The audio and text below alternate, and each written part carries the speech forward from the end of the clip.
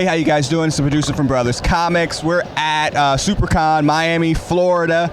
I'm with Georges Jeanty, artist extraordinaire. George, how you doing, man? Good. How are you? I'm great. Kind of tell me about your experience here at cons. I keep running into these things at cons, and I never get a chance to see you because you're working on commissions. Tell me about your experiences always with these commissions at the cons. Well, when you go to enough cons, you're bound to run into people more than once. Yeah, commissions are just a good way to get an artist that you really like, and if you're willing to pay whatever they're willing to charge, to get a nice piece of drawing from them. So awesome. Yeah, that's a good way to sort of take a little bit of the con home with you. Right.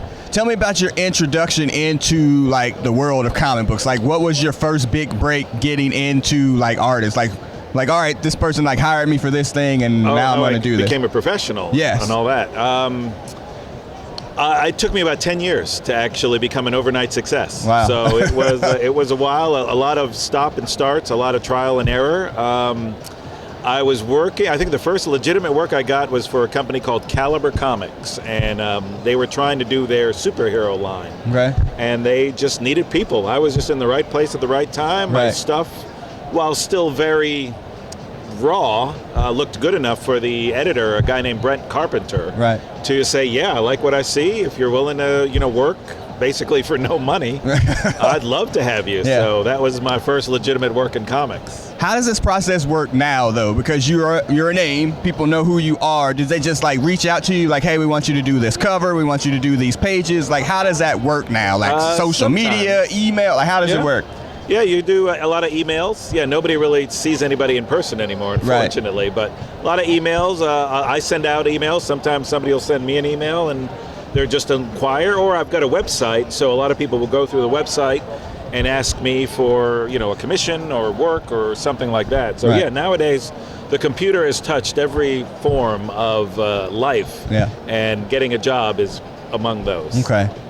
Tell me about the process of telling your parents, all right, hey, I'm going to do this for a living. I'm not going to do whatever y'all thought I was going to do. I'm going to write, draw comic books for a living. What's that conversation like? My mom knew, because she encouraged me to draw at an early age. Okay. And she knew I would go into something within the art field, and she got me into comics. Mm-hmm. Just collecting them as a kid, you just sort of brought it home for your son, right, just to read.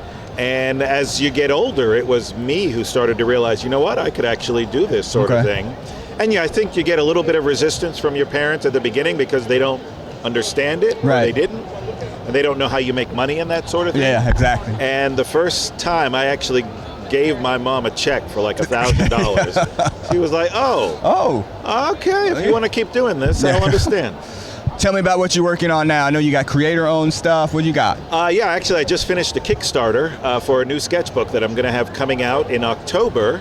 And I just finished something called The Extremist, which was an X-Men book for Marvel, which is part of their new Age of X-Men. Age of X-Men line. Right. Yeah. Okay. Awesome. Hey, man, thank you very much. You're very welcome. Work on those commissions. We'll talk to you later soon. Thanks.